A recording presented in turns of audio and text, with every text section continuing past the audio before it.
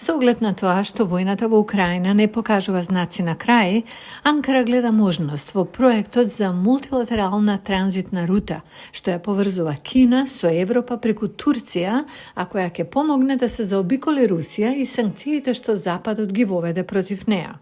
It's going to be an alternative corridor. Тоа ќе биде алтернативен коридор на руската транссибирска железница, која, како што разбирам, станува попопуларна како идеја, бидејќи повеќето европски земји сега се разбира, се обидуваат да ја заобиколат Русија во однос на пренесувањето на нивните стоки од Кина до Европа и обратно.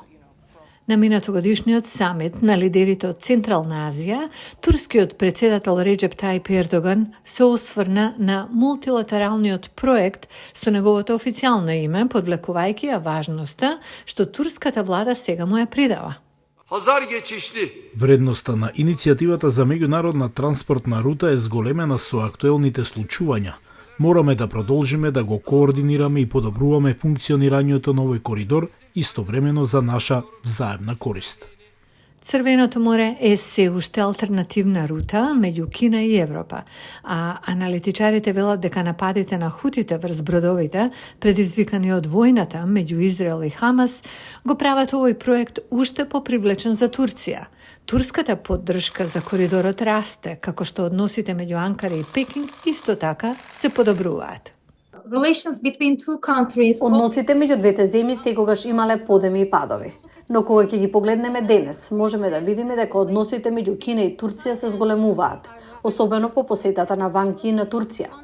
Не се работи за билатерална мотивација, но и регионалниот и глобалниот систем се менуваат. Односите на Турција со Кина беа затегнати поради критиките на Анкара за репресијата на Пекинг врз незиното муслиманско уйгурско малцинство, при што многу дисиденти најдоа за солниште во Турција.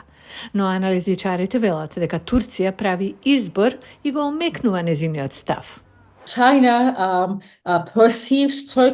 ја доживува Турција како земја со висок политички ризик во регионот поради прашањето за уйгурите.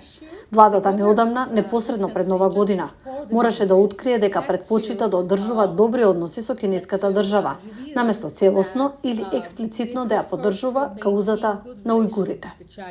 Аналитичарите велат дека се уште треба да се надминат значителни пречки за коридорот, кои бараат царинско усогласување меѓу транзитните земји и значителни инфраструктурни трошоци. Главниот проблем во моментов е финансискиот аспект, кој може да инвестира во коридорот. Ердоган сака да добие многу од неговиот обид за влијание во регионот и ги продлабочува дипломатските врски со земјите од Централна Азија. Аналитичарите велат дека претворањето на Турција во економски мост меѓу Истокот и Западот ќе го забрза тој процес и ќе донесе економски придобивки.